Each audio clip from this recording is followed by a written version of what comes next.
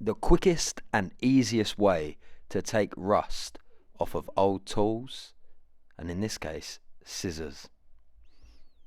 So, you apply some WD-40, you get 100 grit sandpaper, and you just gently but firmly, if you know what I mean, take back that rust.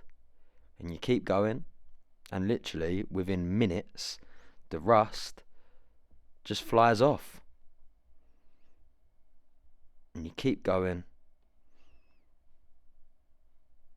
and look, there you go, straight away.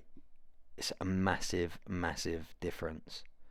And these scissors, they're an old pair of scissors, probably from the 60s or 70s, so they're at least 50, 60 years old, maybe 70 years old plus, and by the end of it, they've come up absolutely shining just with WD-40 and sandpaper. That is the quickest and easiest way to get it done. Subscribe for more wonderful content.